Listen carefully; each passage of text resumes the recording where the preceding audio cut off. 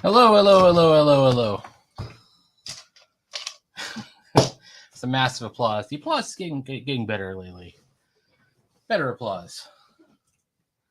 Plus, we reused one of our opening streams. All right, hang on for a second. I thought I was going to do... I have a couple of things I have to do today. One of which, well, it's not so much I have to do, is I need to figure out what's going to happen on page 12. Because I finished page 11 this morning. Oh, let's turn this off. The light might come back in a little while. Hey, there's some comments already. And I think it's probably good morning. Hey, everyone. If you would like to come in. If you would like to come in. I have a link that I'll post the link. This is a very low-key stream, so if you want to come on, you're welcome to. But I guess the key thing is, good morning, good morning. The key thing is we mostly have our cameras pointed downwards at the art. It's an art show. That's the whole concept. Where's my, oh man, I couldn't have misplaced my sketchbook, could I? Could I have? That's the other one. That's not it. Oh, here it is. I found it. Oh, Lizzello, I feel bad for you. I didn't know you even worked on the weekends. Everybody's working for the weekends. I did a fairly bad painting today. There it is. Last night, I did a video for this one. I did this cat and I did this lady here. And I started something, but I don't have anything planned. I was thinking I would do something before I did the comic. Anyways. Oh, wait. Sideburns is here. Hang on. It's about to happen. It's about to go off. Ladies and gentlemen. Hold on.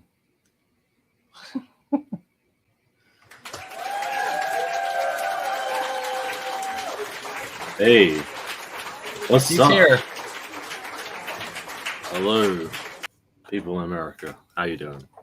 Yes. Welcome. And all over the world as well. Lizzello says hello in the chat over there.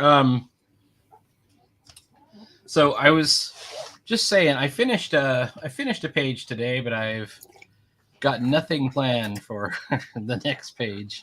That's when you kind of panic, like you like just a white blank nothing on the next page. So first of all, let me just PG-11 that one. I don't know about this.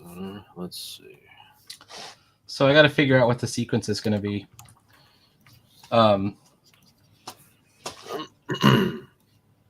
So How are you liking the new Gilded as opposed to Gilded. the Discord? I think it needs some polishing, I'll say. But otherwise, Definitely, it works pretty much the same. It's pretty yeah, pretty reliable so far. yeah. Um, It does need the polishing. I think you're right. I think we can fix it up pretty good. It's kind of funny because after I've been on it for a while, I do feel like I went back to Discord because I have some people that I message on there, and I was yeah, talking to my son, and it felt old. Like, oh, this same. Discord, this Discord feels old now. From a bygone era, yes.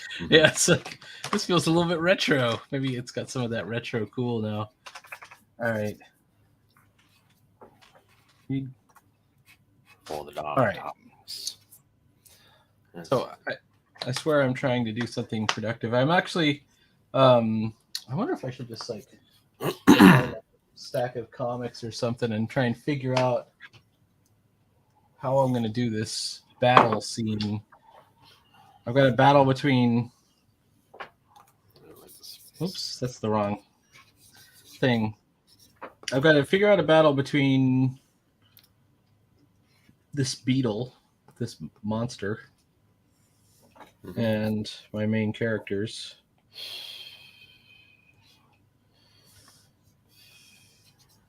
And it has to be kind of like a decisive battle of some kind. Mhm. I don't know. Let's see. Oh, can people even see my lines? I don't think. Oh, there it goes. Yes, now you can see my lines. Spontaneous dance off. I don't think that'll work with this particular story. Well, maybe there's something here. Hold on. I'm looking at. I got a new desk recently. Oh, did you got that one that you ordered, like the Yeah. drafting table thing? IKEA, yeah. It's called a Trotten. A Trotten. This thing. It has a crank underneath it. Like a, I know how you call it, but it's like you take it out and you adjust the height with it by hand. Kind of. Instead of using a button, like the popular one. But also, can you hear me, by the way? Yep, I can totally hear you. That's good. Yeah, I had like one of those big art table things that I basically got from somebody they had been like an art school dropout. I And kind it of got was peer pressured by the people in Discord because it was like saying, "Oh, it's better. It's like you're better off for it for like, because you're more active when you're using it because you can change the heights and whatnot." Yeah,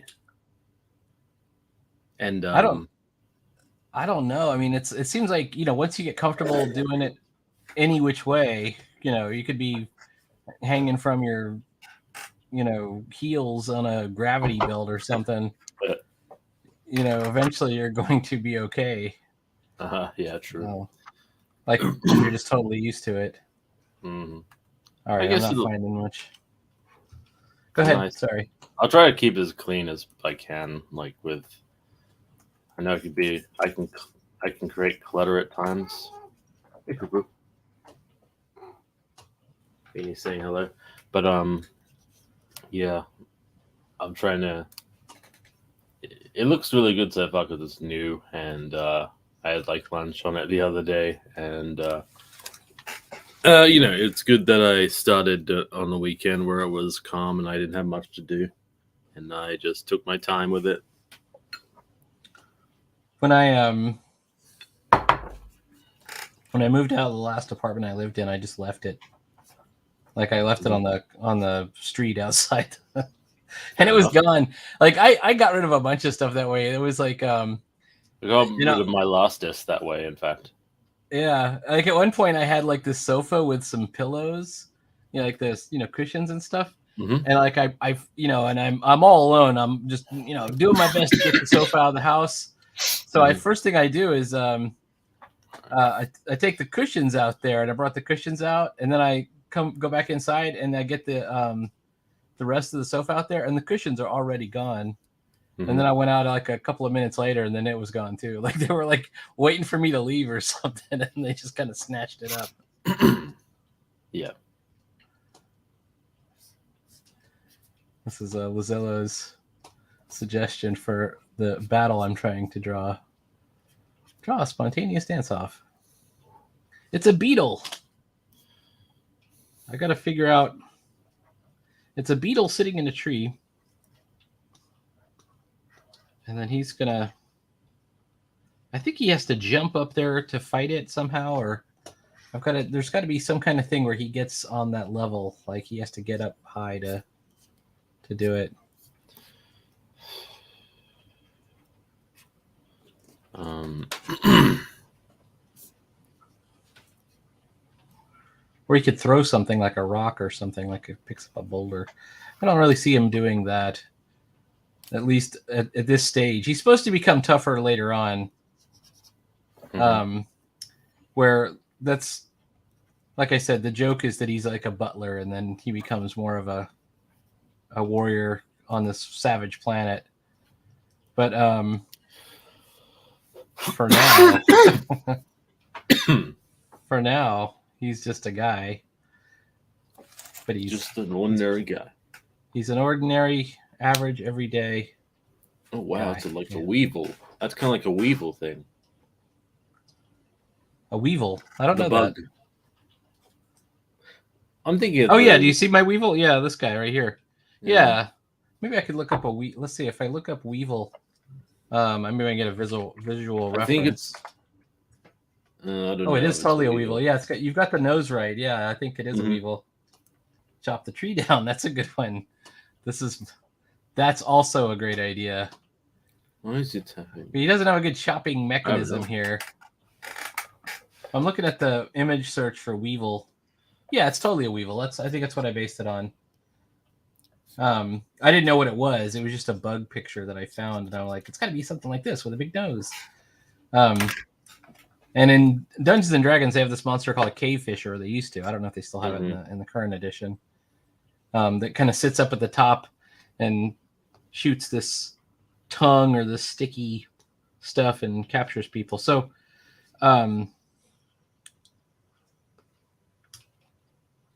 one thing he could do is like try and chop through. Maybe he jumps up. I don't know. Let's see if I put. This is the way I usually do it, anyways. Just for anyone else's benefit who cares. I make a second layer and I make the opacity about half. And that way I know which is the pencil layer, because it's it's even a different color. It's gray. Doesn't interfere with my margins or anything like that. And I do sort of a best guess for panels to start out with, because you got to start somewhere. And now I'm even looking at this and I'm thinking I'm going to need more room, maybe like this much.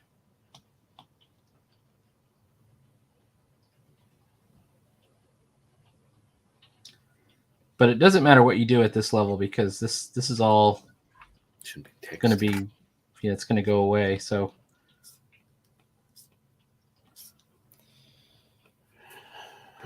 what if I put the weevil, maybe not in the bottom corner, maybe the upper right corner.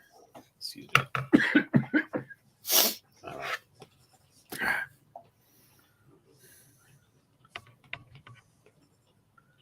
Have you got a cough, or is that an allergy? Morning thing, just a morning thing. Yeah, fair enough. That's it. Should be fine by now. Fair enough. Oh, idea number 2. Let's get a reference image too. So let's take this and screenshot it. Save image. I've been like thinking about, I wonder if I should like hold off to posting new pages for the next chapter, because thought about, because then it'll be like done, and then like I'll like wait until the chapter is finished and then post the whole thing. But in the meantime, I'll like maybe post like stuff like panels on my Instagram and maybe get people interested in that way, I guess. So it's worked really well for me. Mhm. The Instagram, like I was thinking I would do that as like an interim thing just for fun. Yeah. And I got so much, not just I got subscribers, I've got interaction, which I never had on Webtoon or anything like that. Mhm. Is it Um, like from other people, like new followers and stuff, or yeah, just yeah. No, so and part of this, I think there's a little bit of there's a little bit of algorithm going on here, because what you can do is if you like a few people, a lot of times they'll see you and like you back, and then suddenly you're being shown to all of their followers. Mhm. So you do have to kind of go around and sort of curate a little bit. But every time you like someone's stuff, you're likely to get 3 or 4 people, if they're into the similar kind of thing, they'll be following you. Yeah. Which is kind of neat. Okay, Lizello asks, why is he attacking the beetle? The beetle is... I don't know if you can see this. The beetle is attacking... The beetle has a disagreement. The beetle has a disagreement. The beetle is actually, it's tried to capture Princess Illuminara here. And it's a gene tech beetle. They're actually genetically modified monsters that attack people. So that was the... He's trying to gain capital. He's part of the proletariat class. Yeah. He's trying to overthrow the proletariat. Yeah, he seizing the means of production. I assume he's against the monarchy in your story. Yeah, actually, so the beetles are these gene tech beetles, and there's kind of like an offhand mention that there's beasts that will that are specifically on this planet to do stuff. But that's why. And then let me hide it. So self-defense, but it's not just self-defense. He's trying to a couple of pages back. I'm just wondering how to stage it, because if I just put him up here, it's just like I'm repeating the exact same I'd be repeating the exact same composition I already had. Maybe if I do like a long... Actually, I just had an idea. How about I do this? Let's get rid of a little bit of layer 1. I did something similar in the Beast Rangers.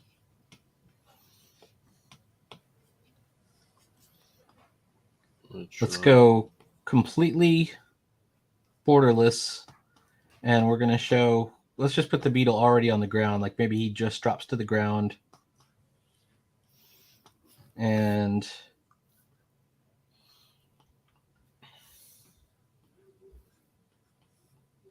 he's pulling back like this. There's force going this way. Seen from the beetle's eyes. No, it's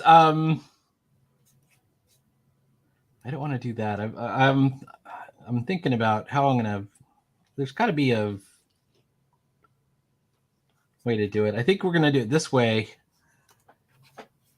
and we'll have Illuminara right here. Like she's struggling this way. Before she had her back to him, but I think she's turned around now, and she's kind of digging her heels in and trying to push back. And her arms are trapped, and also her wings are trapped. So she has this thing right here, and maybe she's yelling behind her, something like that. But I have the wrong size, really, for everything.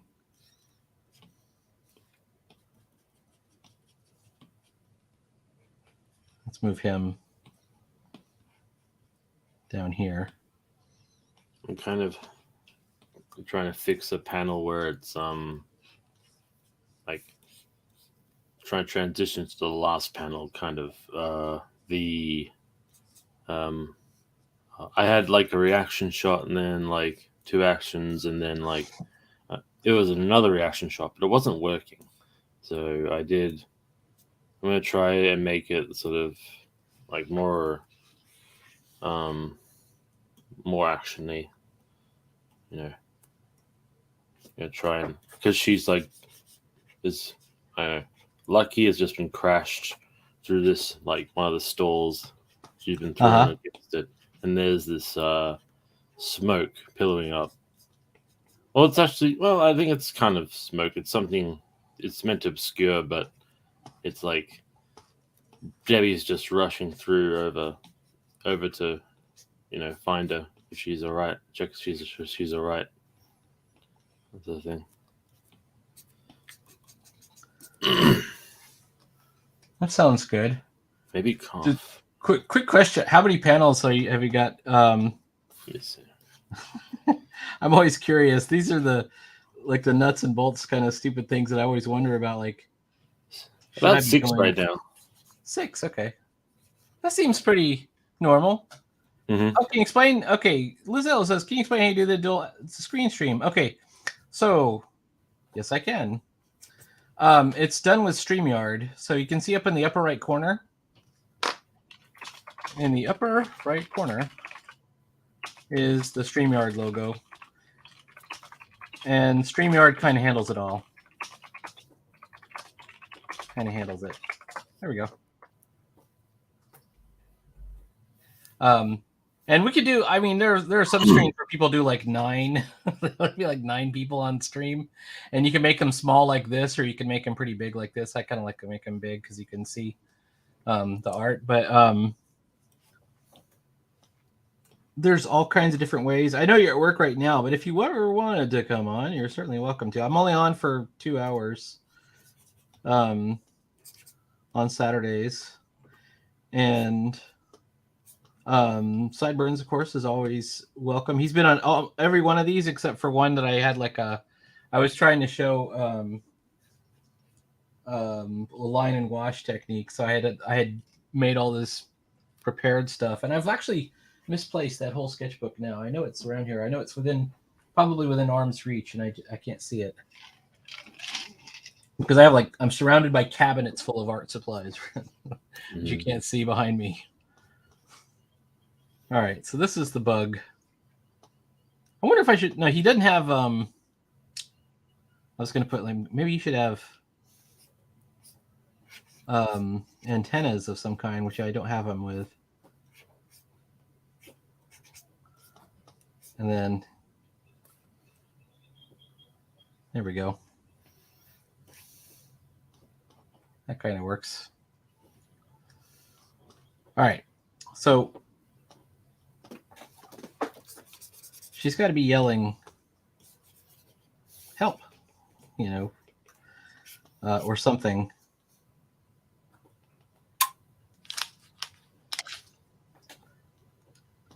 And then I'll have Scimitar kind of leaping forward.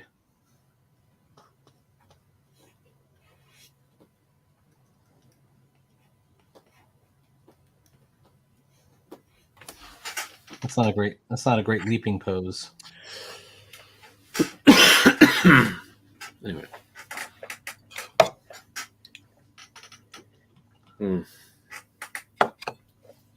It's all right, Lizzie. Sorry if I called you Lizzo. Probably can't because I'd still be at work for the hours you're streaming, but maybe someday in the future. Absolutely.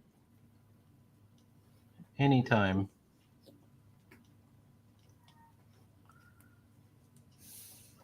Well, occasionally, although not often, we'll do like just people will go live on the now it's a Guilded server, but before it was a Discord server, and you would see people working over there, and it's not streamed or anything like that, but it is live and you can follow along. Marsh was in chat the other day. I actually joined him, talked to him in chat for a while.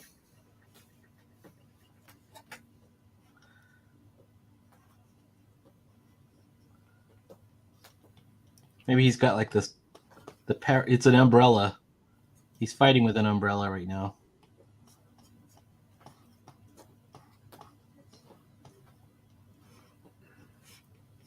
I need to look at like 300. Like there are scenes in 300 where like Frank Miller has the Spartans like leaping into battle or stuff like that.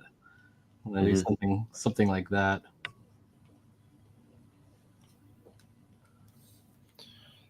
There he is. He's a peg. He's got a peg for a head. There he is. And I've got his thighs completely wrong.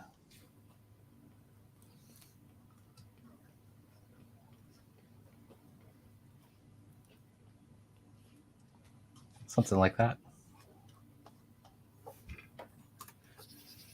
But I don't think this is good because all we're seeing is like a side view.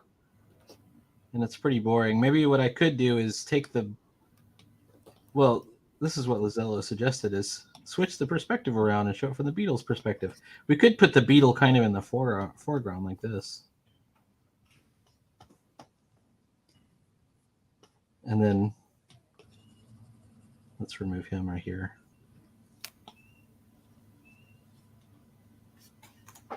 And now we sort of got like a plane of going this way.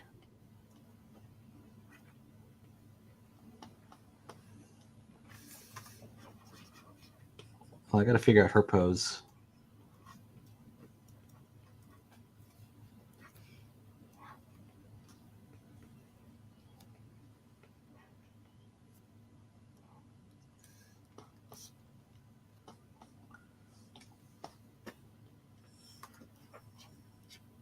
I mean, it kind of works a little bit more. That works a little bit better.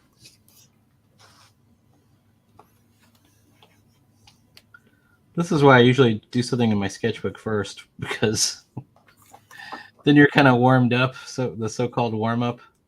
Isn't that what Shell talked about the other day? Like she kind of did. I think she sketched before, like she did panels she might want to do before she did it. I think I think she mentioned something like that.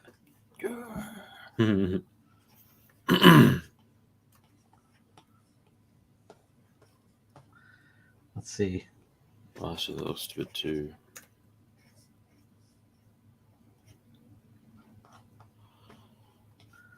I can erase this ground plane. Mm-hmm.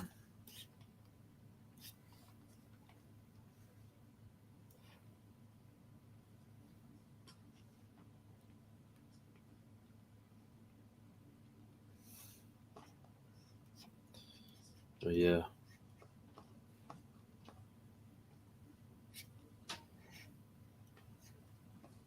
Well, let me look at the relative size difference here. It's much bigger than her, so even if I put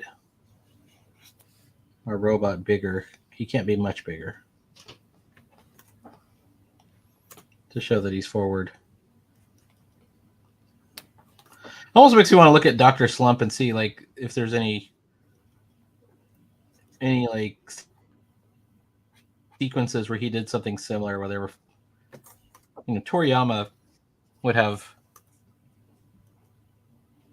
battle scenes of all different types, but they weren't real serious. They were all really silly. I saw the craziest. I'll have to see if I can find it. Scene on somebody posted on Twitter. So like, there's no way. Like, if it's not a YouTube video, there's no way to link it anywhere else. But it was from Shin. Well, a couple of them. There was one from Shin Godzilla, and there was one from Shin. Oh man, Kamen Rider, Shin Kamen Rider, which is 2023, and then Shin Godzilla was 2016, so fairly recent. And the Kamen Rider one was from, I don't know if you know much about Kamen Rider, but there's a whole saga where he's fighting another Kamen Rider. There's two Kamen Riders, and it comes from the show. The original actor that they got in the 60s insisted on doing his own motorcycle stunts, and then he broke his leg. Nice. So they had to get another guy. They had to get another actor. And so they made up this whole sequence where the other actor was a fake Kamen Rider, but after their battle, in which they put helmets on, so they used a stuntman. But after their battle, he becomes a good guy and he replaces the original Kamen Rider. So the original Kamen Rider gets killed, and they replace him. And then I think the replacement guy also insisted on doing his own stunts, which is kind of funny to me. That was the 60s. I don't know if you ever see it. It's on Tubi. I don't know if you can get it. I think we probably could. The it's like a 1960s crazy Japanese show, but it's so bananas. The I think it's the Scorpion one. I don't know, but it's like a horror movie version of the Power Rangers because it's got like kind of like I don't know. Rita Repulse is pretty scary. Rita Repulse is pretty scary, but it's like poorly done special effects gore, but Ooh. it's also kind of a kid show. It's Japanese, so it's different standards, right? I guess. I don't know. I'll have to find some clips from it because it's. I think I've seen some of the villains of the week of that show. Oh, definitely. Like on an Instagram somewhere.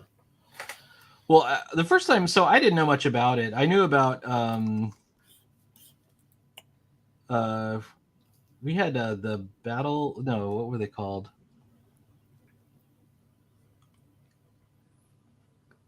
Oh, I can't remember. I think they were called the Beetleborgs, which was like a show that was like a Saturday morning TV show, but it was, I was already in college. It was already kind of after my time. And my son read about it and he's like, this is going to be awesome. And they take all of their costume sequences from an old show called Kamen Rider. But it wasn't the original 60s one. It was like a later, early 80s version or something like that. And I'm like, I don't know what that is. And then I got really into Tezuka. Of course, Tezuka's assistant was Ishinomori, the guy who did Kamen Rider. And he got a lot of criticism because everybody said it was too violent for kids. And it was super violent. And then, he also did the Legend of Zelda manga. Which I think I've read that one. I read the first volume of it. I think there's only one that he did, and it's the very first one. It came out kind of in the 90s, like early 90s. It's color. I think it's even in color. Color? That's not. I'll have to check. Let me think. Ishinomori.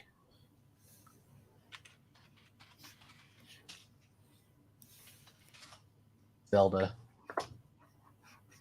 It's Zelda: A Link to the Past. That's the one he did. Color? I'm not 100% sure now. I might be like mixing it in my mind with all the screenshots look like color. I don't know. Story and art. And he did story and art. Wow, okay. I didn't realize he did that. Pretty cool. And they did all of them. I mean, they did Majora's Mask and Ocarina of Time and all those other ones. I remember my favorite one was Wind Waker. Like, I loved Wind Waker on the GameCube when it came out. All right, so to get the sequence, he's coming out from this position. I want to show him, like, running. He's just, like, posing here. I want him, like, running forward or something.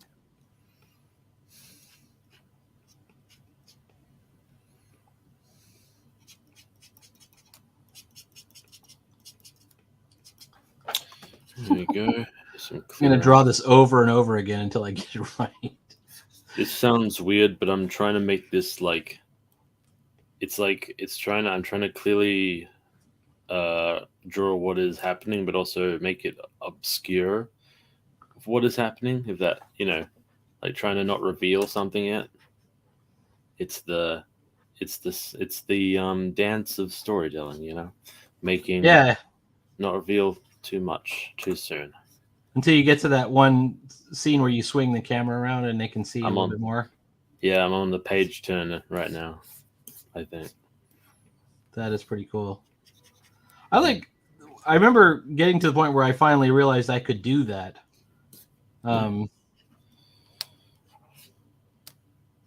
Although I haven't really done it much. When you're dealing with maybe secret information or something that the audience doesn't, or you let the audience know something that the characters don't. Like if the character's about to step into a hole, and then the audience can see it, but of course the character's just, looking in the other direction.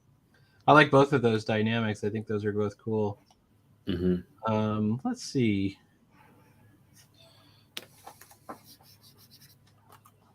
Okay, I've got it right here. Poor octopus person.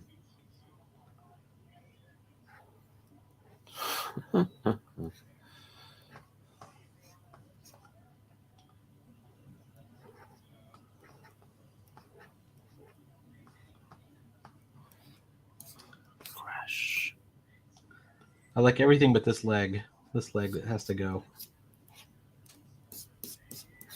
This leg has to go.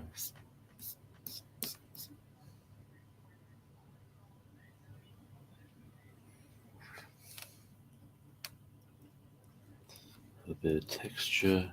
I'm going to change this center line down.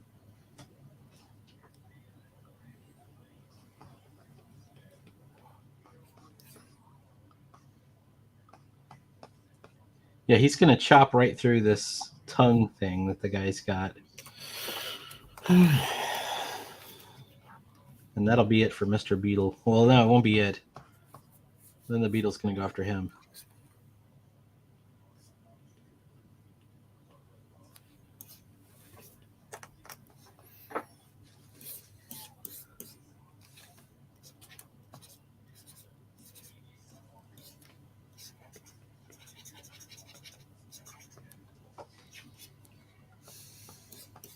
I wonder if I should make her smaller or further away, like push her further away. I'm looking at the...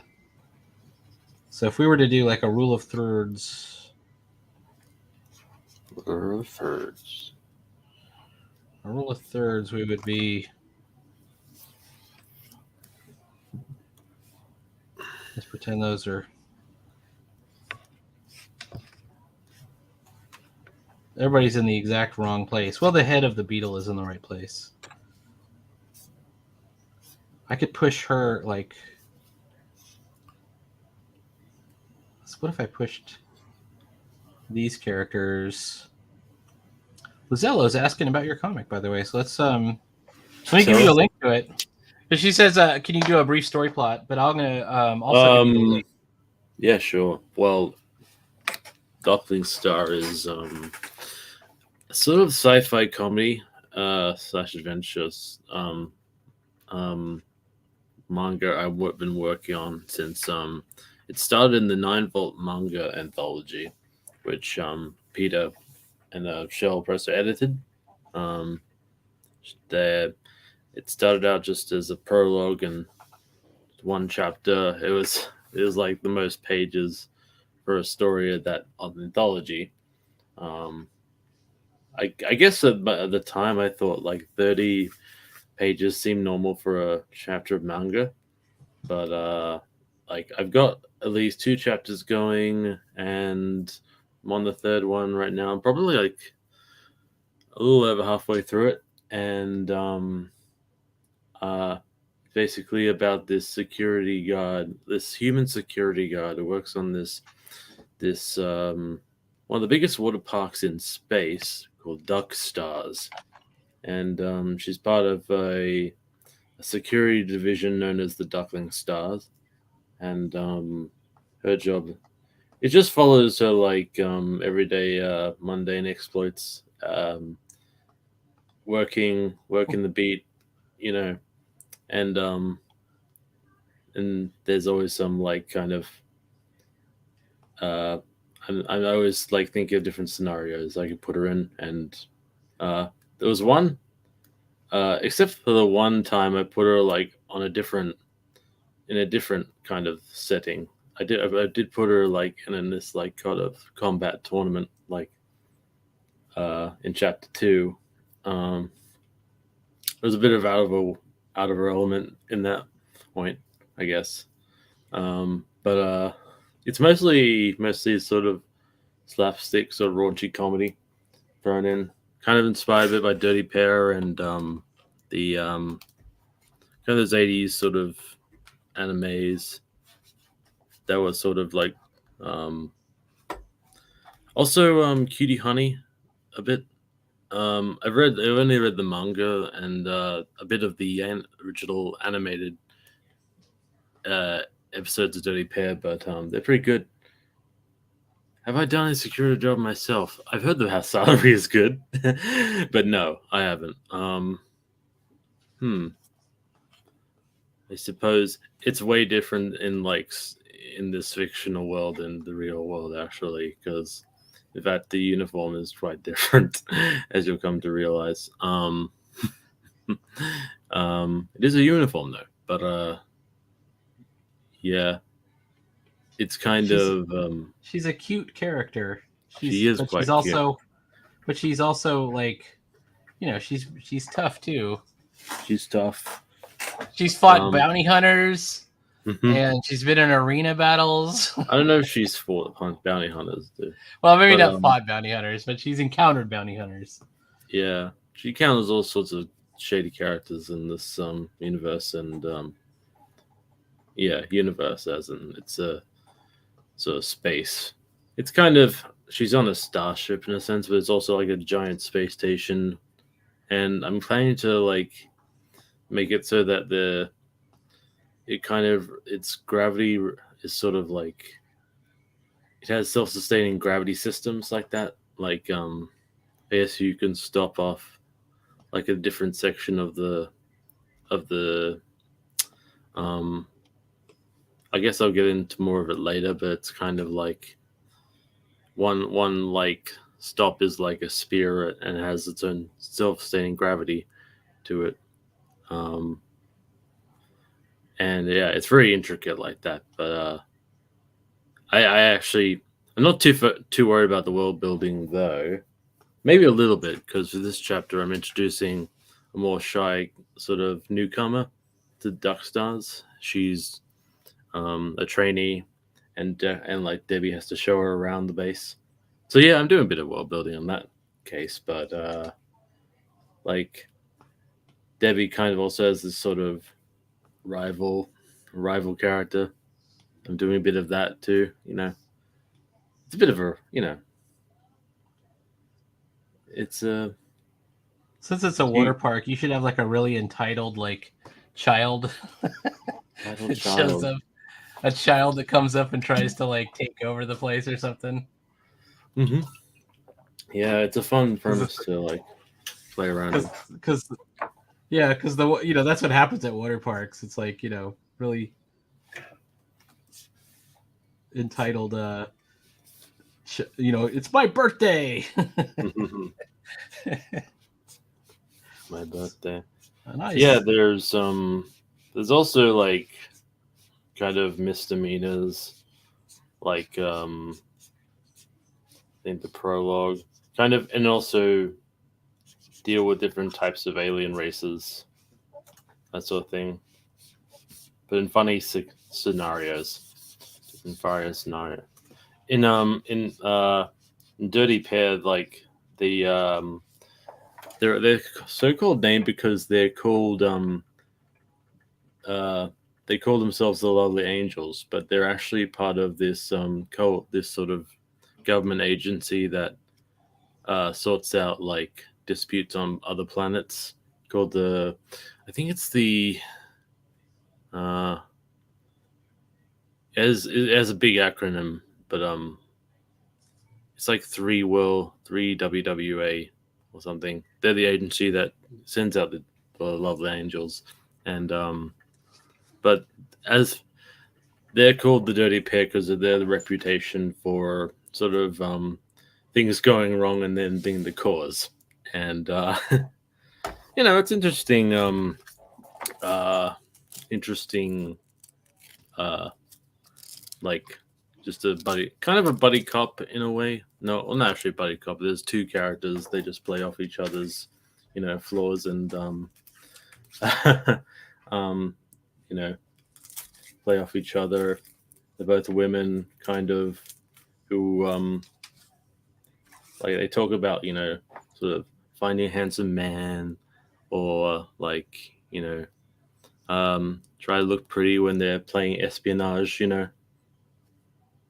I seem I to be swear I've going on a seen. tangent, but yeah. I'm pretty sure I've seen like some of the anime Hmm.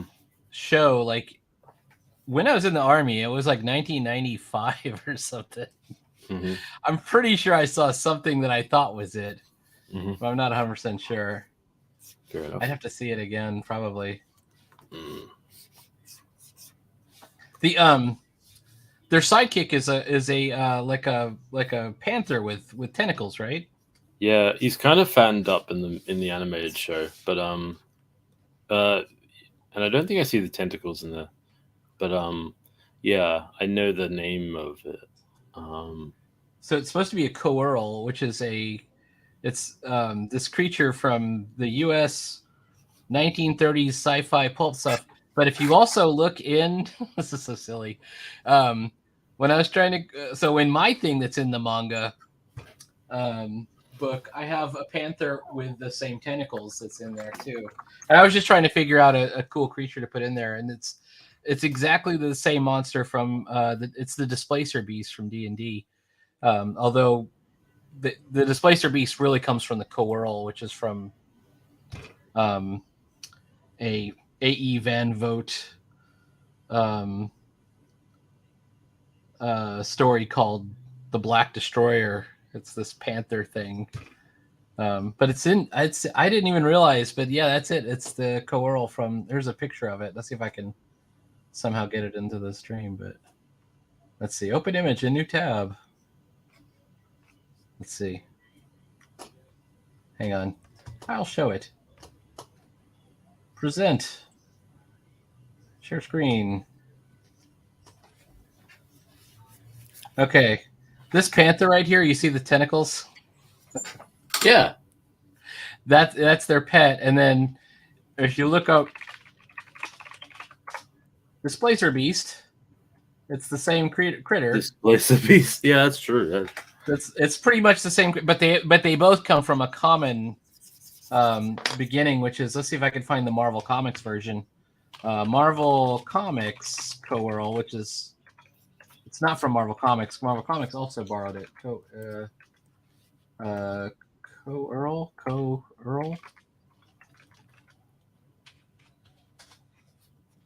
There it is right there. Worlds Unknown. Mm-hmm. And check it out. There it is. Worlds Unknown. Oh, maybe I knew that person. It says the same thing. It's the panther with the can you see that? I don't know if you can see it. No, I don't think so. Never mind. Okay, I'll hold on. I'm gonna share screen. Stop screen. Present. Okay, I'm gonna share all of these. So where is it? Displacer Beast. Well, first of all, here's the Marvel Comics version of it, which is the same one from Worlds Unknown. Oh, neat. The Black Destroyer. And then also, I'm going to stop screen again.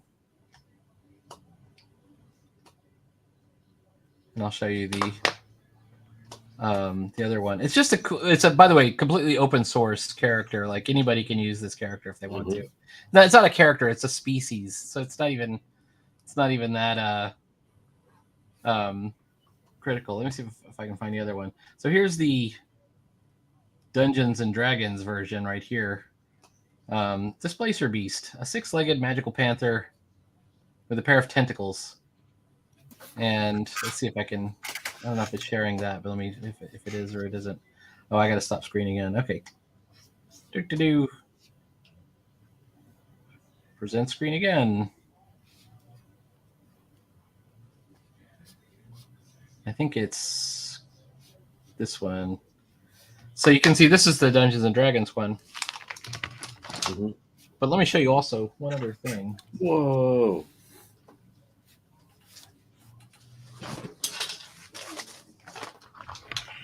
I haven't read the Adam Warren comics version yet, but I might.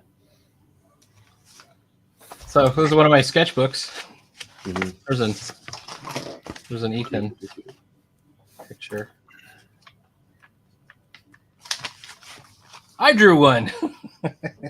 So I did one too. Nice. Yeah. Nice background, by the way. Oh, thank you. Yeah, it was this is a gel crayon, and I did a stencil. I was just goofing around, but yeah, absolutely. There's a picture from Evan, by the way. Rabbit Fighter and Odo. Nice of him to send. All right. Anyway. So I think I got a good take on first panel, which may or may not be without borders. Anyways, yeah. So if you look in the manga book, there's my comic in there is called Mystery Squadron, and the fourth member of the Mystery Squadron is a displacer beast named Ceres, Ceres. So they all have different planet names. There's Jupiter Hammer, who's a robot or an android, really. Jupiter Hammer's an android. Mercury Ray has this transforming arms that can turn into blasters, and then the leader is Saturn something. I can't remember. It's bad when you can't remember your own characters in the comic that you did. Jupiter Hammer, Mercury Ray. I'll look it up because it's on this iPad. But then also,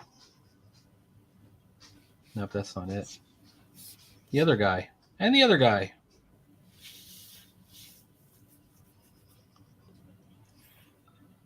Okay.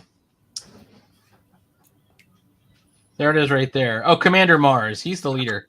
So on mine, Commander Mars, Mercury Ray, Jupiter Hammer, and the Panther with the tentacles. He's back again. Right? So yeah, Ceres. And I terribly drawn Panther too. I was not very good at drawing him back when I did this. Mystery Squadron, attack formation. I actually also didn't do my lettering very well back then either. So there's the leading is all incorrect on there. But anyways, live and learn.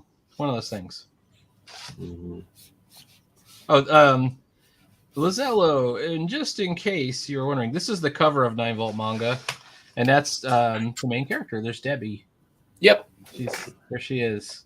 And this was actually drawn by Shell, but the comic itself, of course, is Sideburns. It was really appreciated of that. That's a great picture. I was like, oh, that's got to be on the cover. All right, wait, where did I lost my page. Where am I? I am right here. Okay, I got one panel. Give me one panel. And then I got to do some kind of Hassan chop where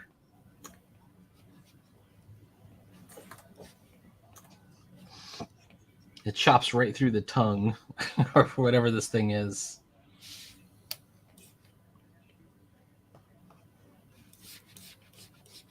And the beetle goes tumbling backwards, and so does the princess in the other direction.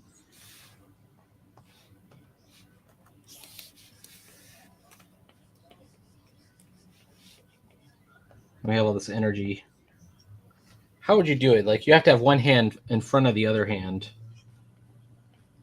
to do one of those chops.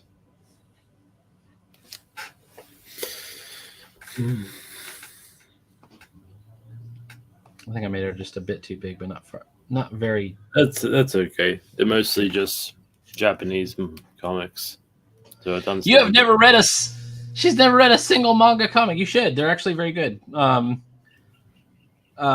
They can be quite good. I know that.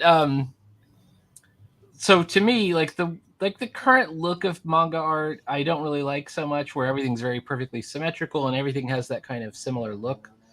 But once I read Astro Boy, I was really hooked on Astro Boy and started following Tezuka. And Astro Boy, I mean, Tezuka's goal on Astro Boy was to be the Japanese Disney. So he had in fact, actually, the very first one I read was not Astro Boy even. It was, what's his name? The Doctor, and I can't remember his name. Blackjack.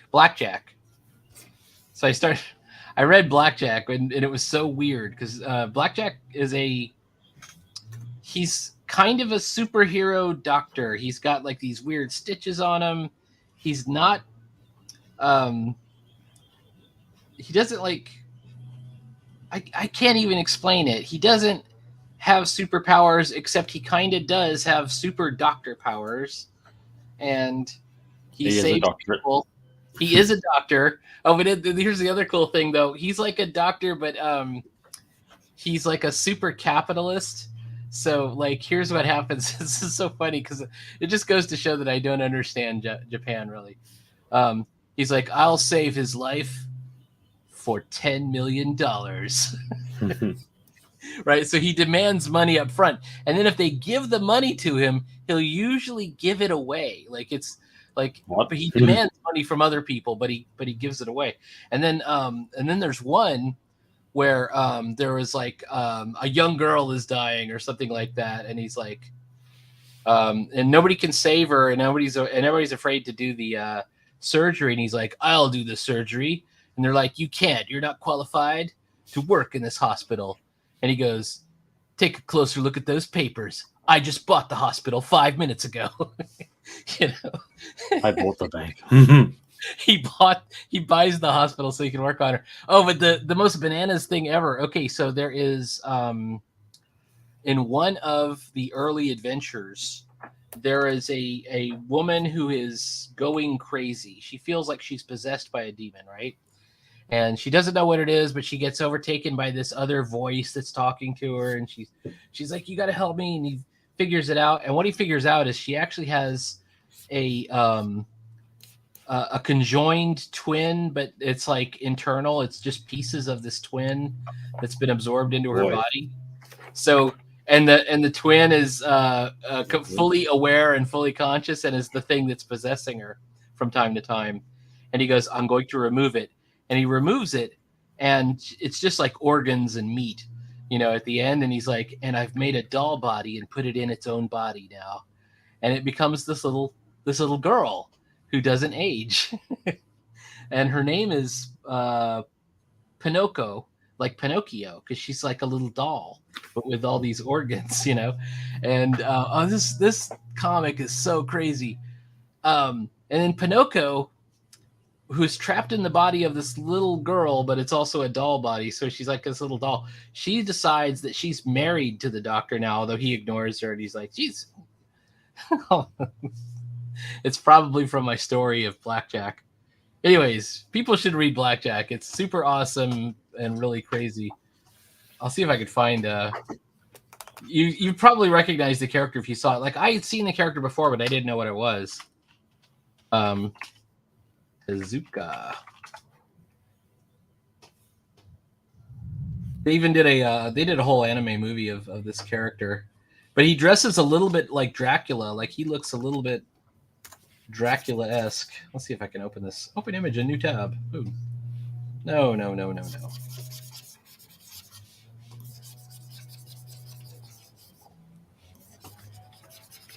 Okay.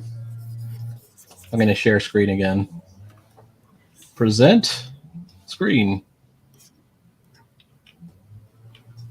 Yeah. Do you recognize this guy? He's got like the skunk hair. Vaguely. Vaguely, right?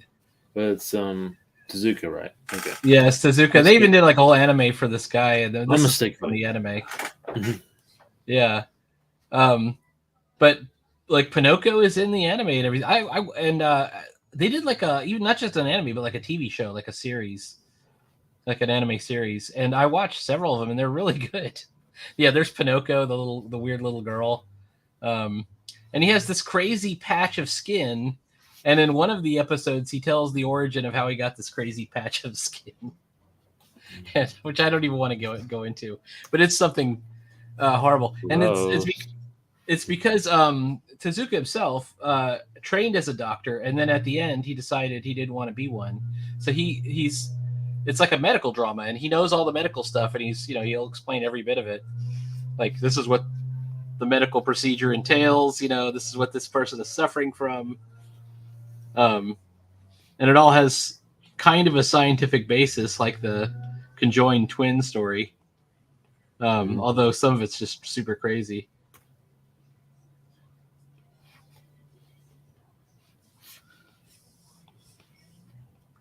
All right, anyways.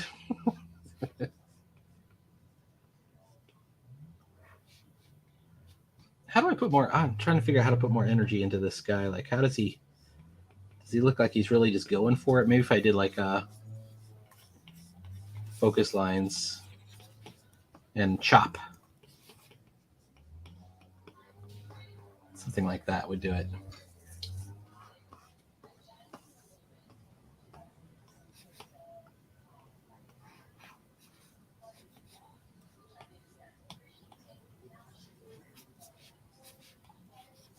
This is supposed to be the tongue swooping back.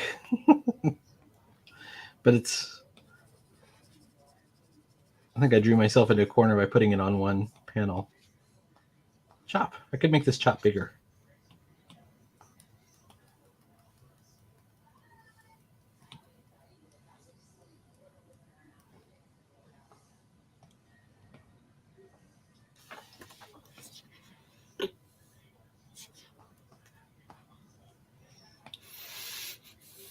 I found another really cool technique in Disney. I've been reading a lot of Disney lately. So I want to show Evan.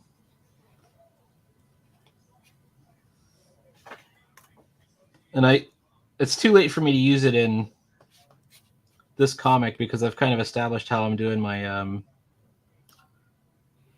my narration boxes, but it's a little narration box trick where he does like a little icon type thing. Hey, I'm just curious, is it cold where you are? Because I'm seeing a glove. Yeah, it's winter over here. Man, I will never get used to that. Yeah, your phone was too hot, Liz. It's super. She lives like somewhere very sunny, I think, is from what I can tell. Like, I hope you don't work outside, wherever you are. Chop.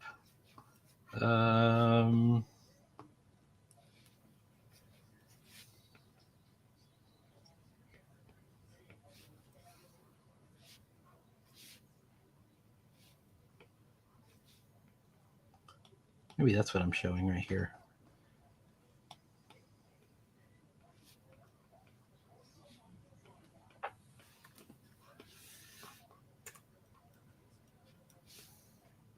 It is 115 degrees, and yes, I work outside. Oh, no. Oh, my gosh. That's rough. So sorry. Yeah, that would be enough for me. Boom. Mm-hmm. I work in a nice, air-conditioned academic environment. All right. All right, here we go. Let's see.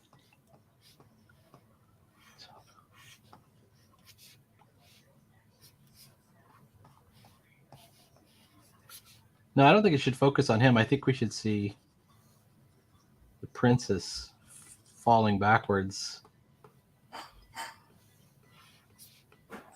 Something like that.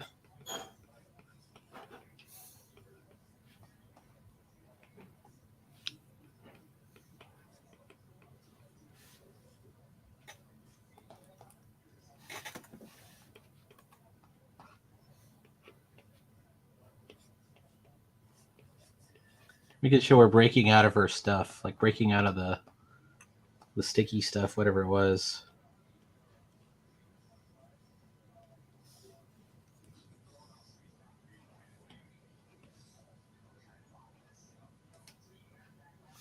Phoenix, Arizona. Oh my God, Phoenix is so hot. I was there in 2009 for a conference, and it was like an alien planet. It's Tatooine over there. It's so hot. And then I was there again for now that I think about it, I was there for Tunnels and Trolls Con back in 2012, 2013, 2013, I think. I was there.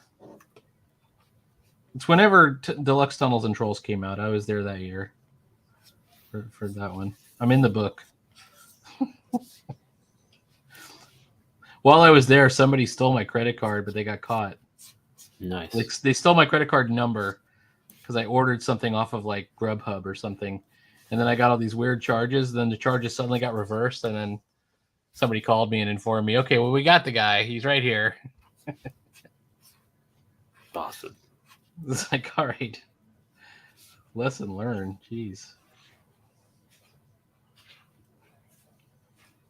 I want to go, like, so my plan is to travel the Earth here in a couple of years, and I definitely want to go to the desert, but I'm afraid of the cities. I'm not going to go anywhere near the cities. Also, I want to go to Mexico at one point. I want to drive there. I got to figure out how dangerous that is. I'm hearing it's dangerous.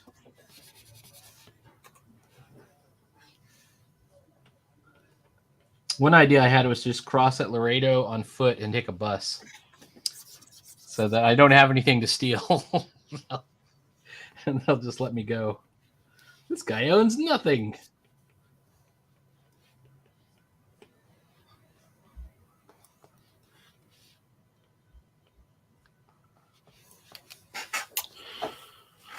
Okay.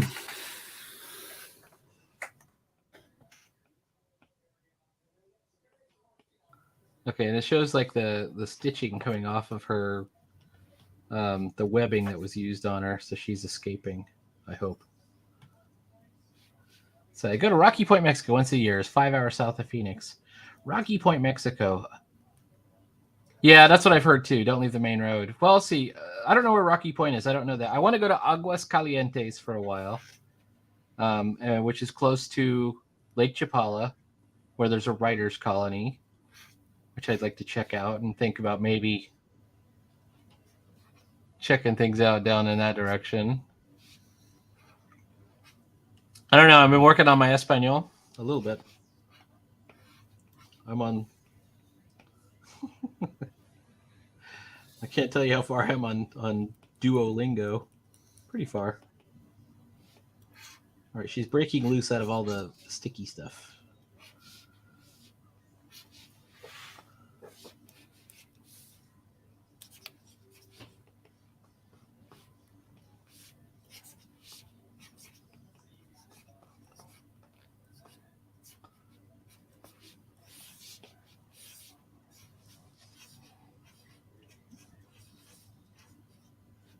Maybe there's a machete. She says there's a machete in the so he doesn't need a machete because he's managed to pick up his parasol and chop the thing with it. Maybe there's like a real weapon or something. Don't go anywhere in Texas but tourist towns. Seriously, that's what I've heard. Well, I mean, so Aguas Calientes is a tourist town. I would think. And same thing with Lake Chapala.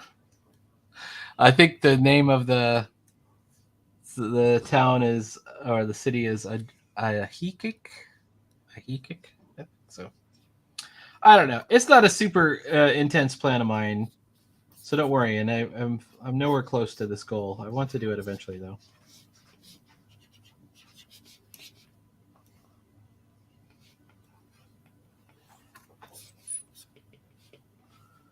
All right, she's.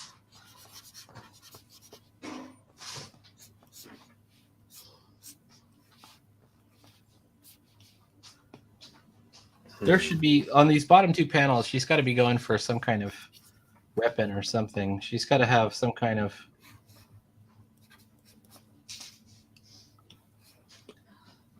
Maybe her big instinct is to run. Or actually, we could do kind of a funny size comparison thing where the beetle's coming down at him.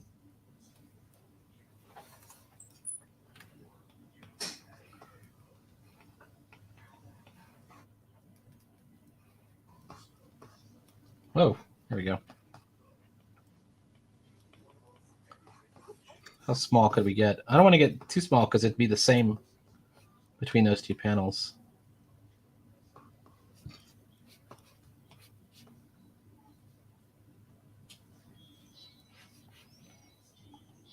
Boo boo, what's up?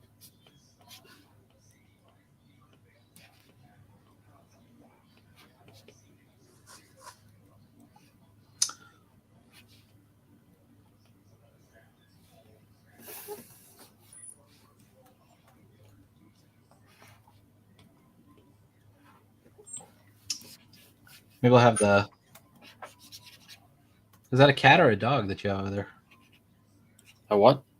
Is that Beans? Beanie. Beanie. Beans. Beanie the cat. Beanie, she's sleeping somewhere. I don't know where. It sounded like a dog though. Sleeps like one. I guess.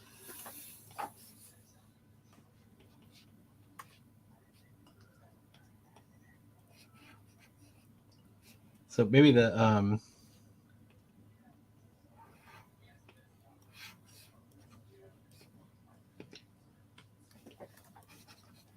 beetle comes bearing down on him. Oh, go ahead. No, I just need to move around this page. I'm kind of getting stuck. Don't want that to happen. Oh no. Would you be interested in being in the tabloid if we get that one off the ground? Yeah, I mean, I think that would be really cool. I think people would be really excited about that, just because it's a new format. Mm-hmm. How do I do a side view of this beetle? Understand how it works in time.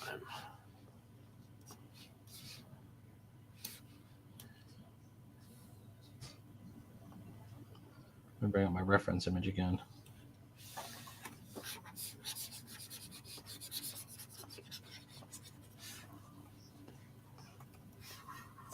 Maybe this.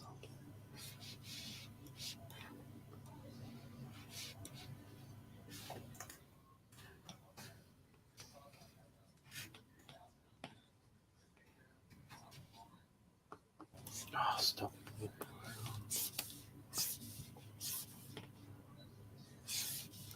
I was supposed to go see Mission Impossible today, but I missed it. Hmm. Maybe I'll go tomorrow.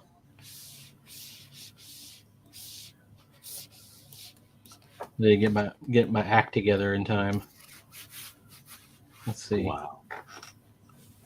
Wow.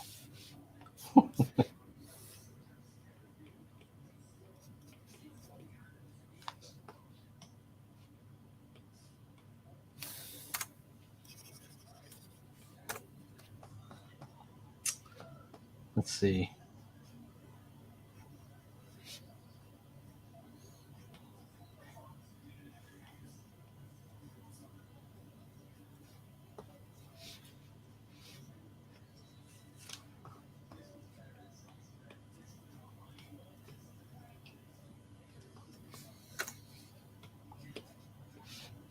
What if I bend this leg back?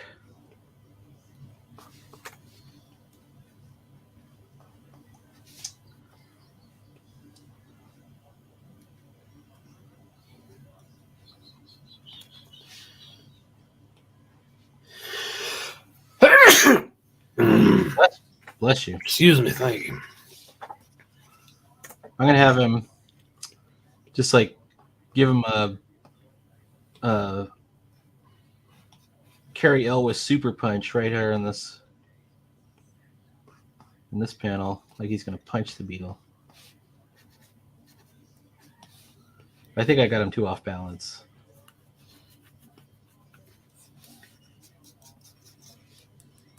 Did you end up signing up for that other Domestica course? The People from Imagination one? Yeah. Yes, I did. How's that going? I haven't posted in the forum my results yet. I have not finished the Matthias Adelson one. All right. But I'm close. It's like 5 units, so I'm at the. No, did I finish it? I think I did finish the Matthias Adelson one.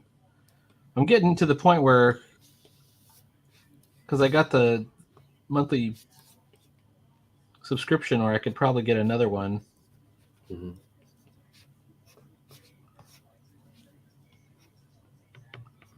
I want to take a gouache one. I did a gouache thing today. It's not very good. If I can find my. I don't know if I already showed it. I did this little dragonfly. But it's, when it's just color, like when you're just drawing like skyscapes and clouds and sunsets, it feels pretty easy. And then you try and actually paint something, and I found it super hard to like figure out how to, it's like it's very different than drawing with a pen or a pencil or something like that.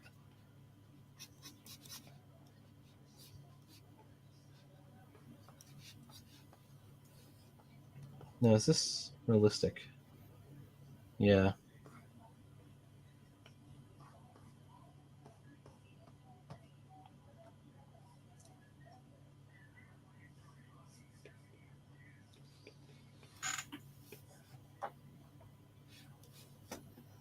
Yeah. I think he's got to be shown to like be punching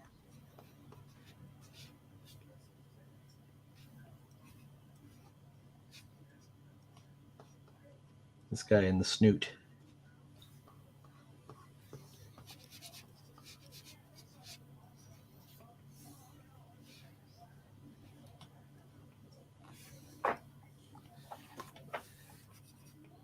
That's looking a little weird. Okay. Yeah.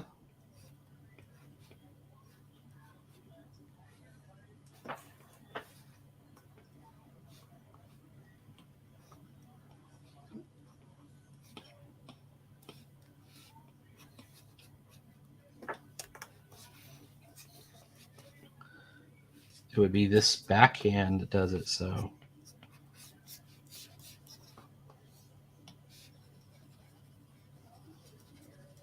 I'm not showing it right.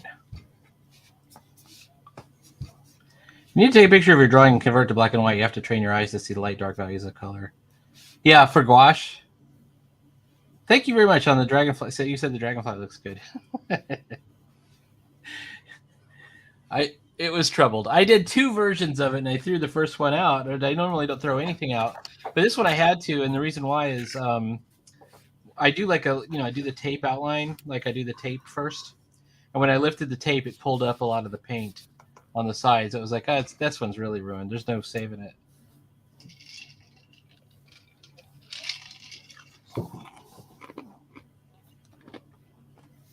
But anyway.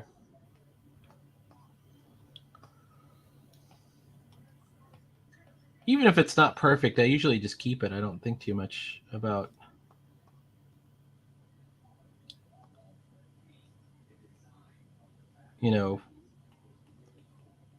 is this good or not?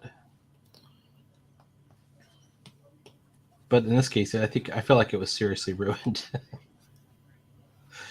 If it pulled up half the tape. How do you I'm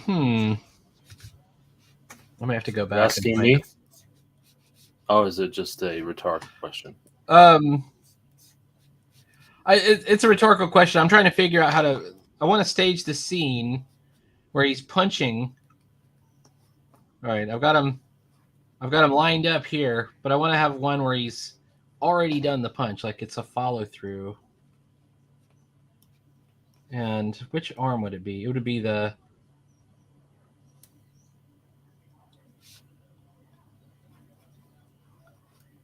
Yeah, it would be this one. So it would be.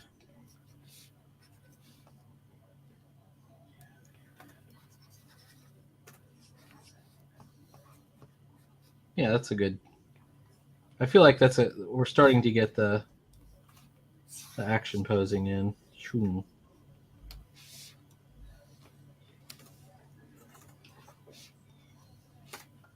And he should still have his stupid parasol.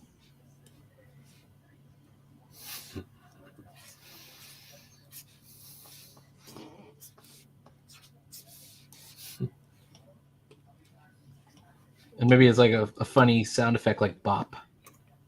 Bop. It's real bopping. Yes. It's really bopping. Bopping at the malt shop.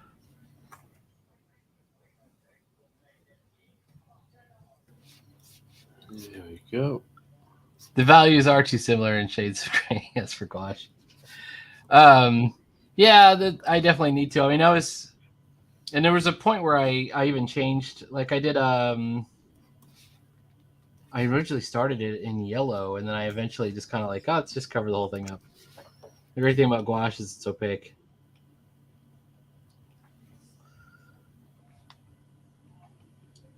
How do you hold?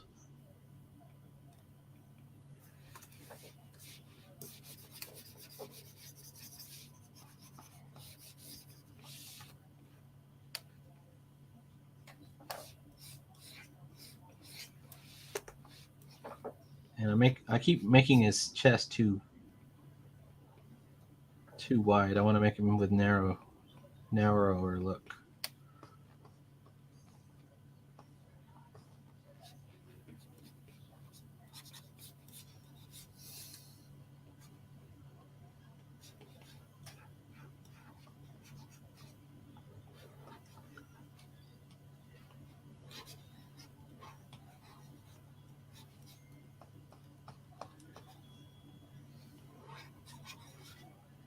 I'm looking at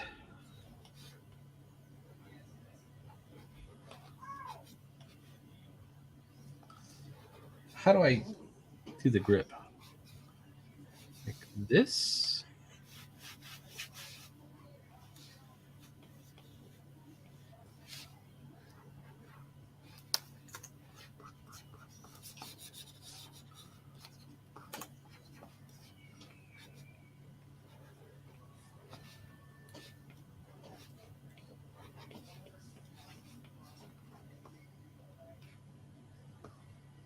God, the sketch looks so much better than the final. Oh, damn it. I actually like when that happens.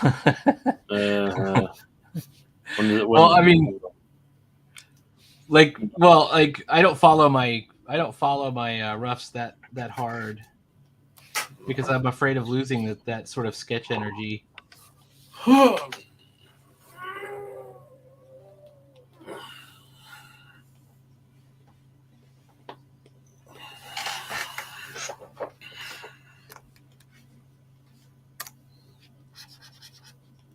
I don't know. How about that?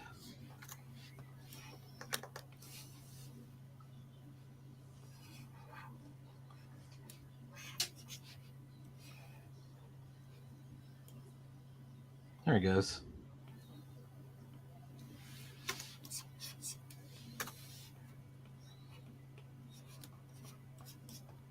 I think he's just a little bit too big for the panel. So let's just shrink him down just a little bit more. All right.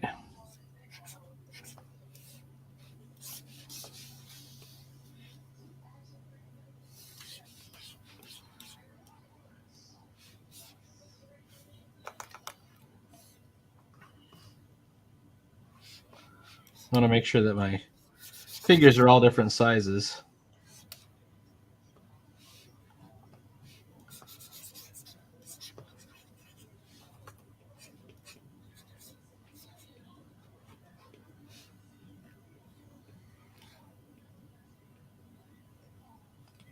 I don't know what to do with the beetle's feet.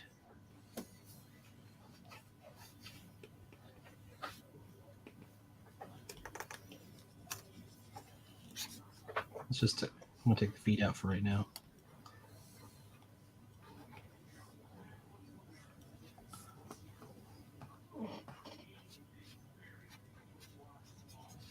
Oh man.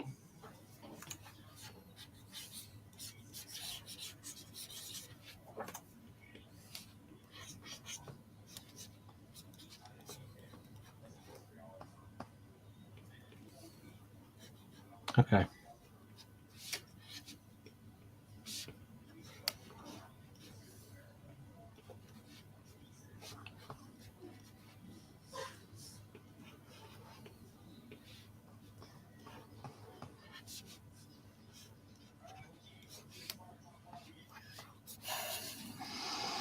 Okay. This feels like a pretty good rough outline. Now I just need to do dialogues. Dialogue number 1.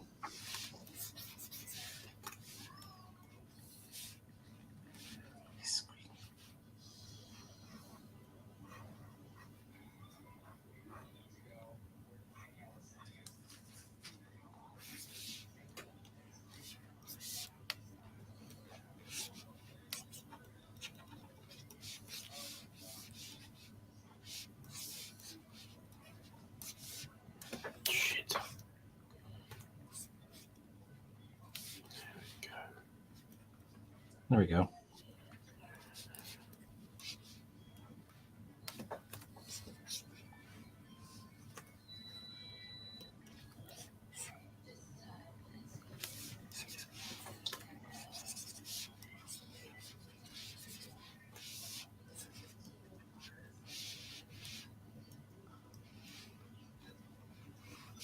There we go. That'll be sound effects. Nice.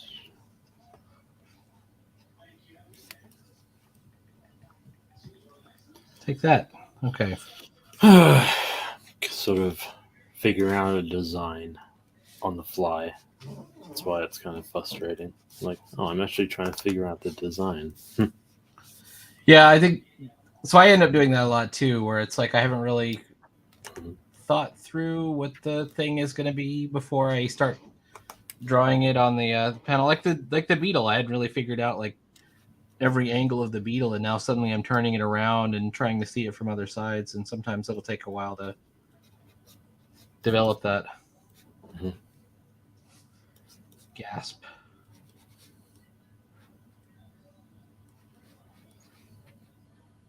About 13.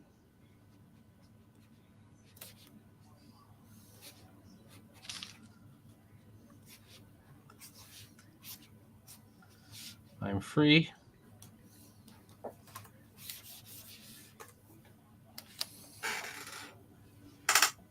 Right. Regular 12. And that's what shield there. What colors? What is that related to? He's in black and white. Oh. I'll be right back. No problem. Take your time. No.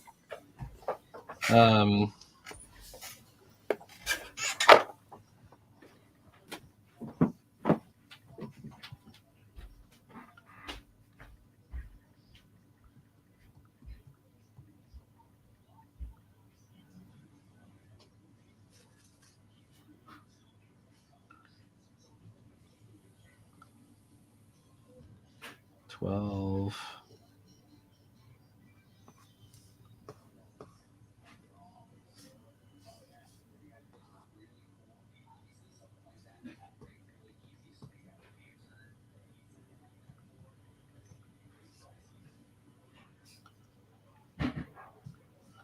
Perhaps this will change your mind. Perhaps this will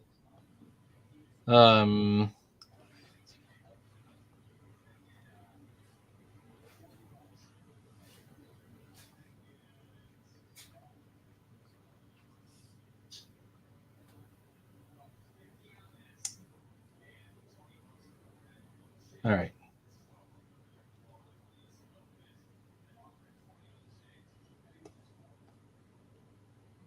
So when I'm doing my speech bubbles, just in case anyone's watching, what I try and do is stack the whoops.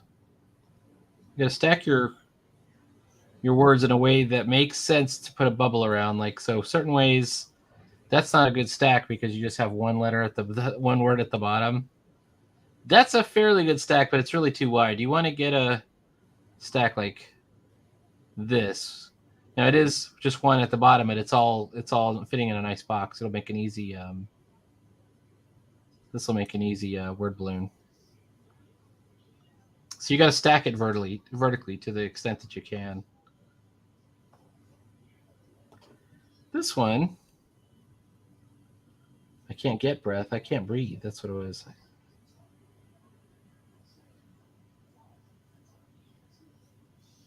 That's a little bit better. Hold on, Your Highness. Take that.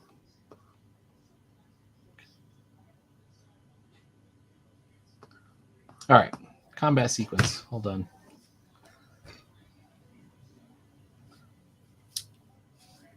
All right. Now,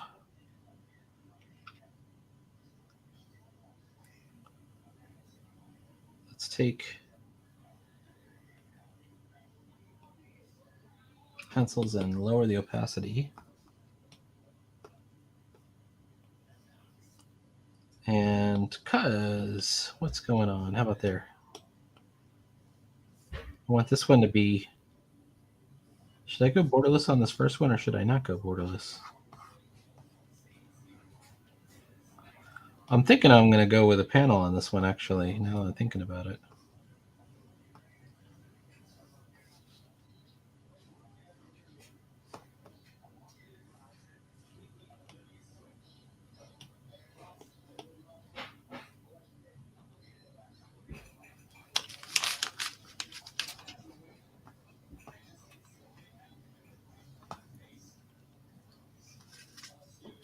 All right, let me look at my image again.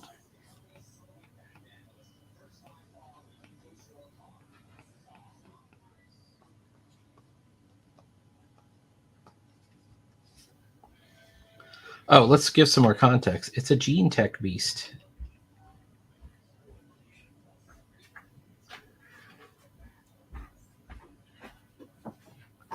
All right. What did I miss?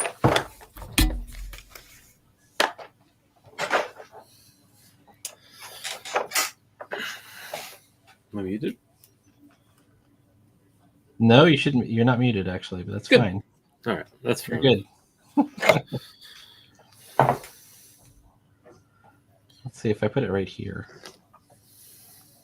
It's a gene tech beast. Okay.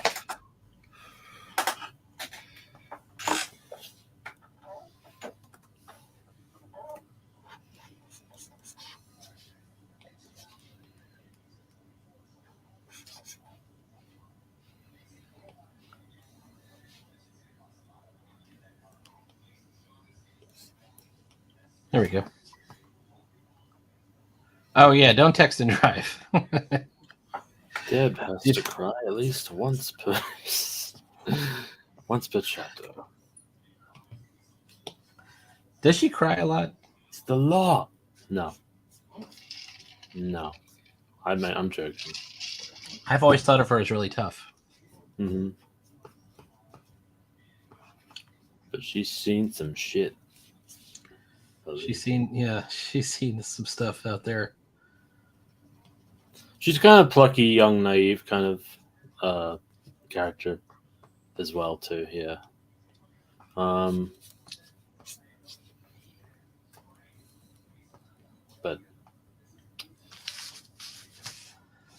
I've added another gasp. She's having a hard time breathing because it's squeezing her. 10. Let's make it 8.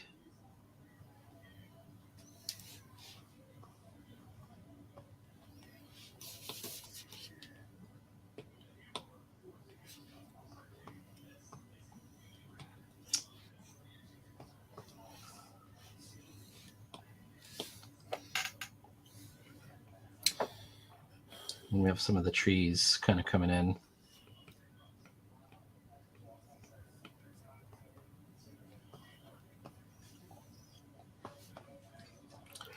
All right.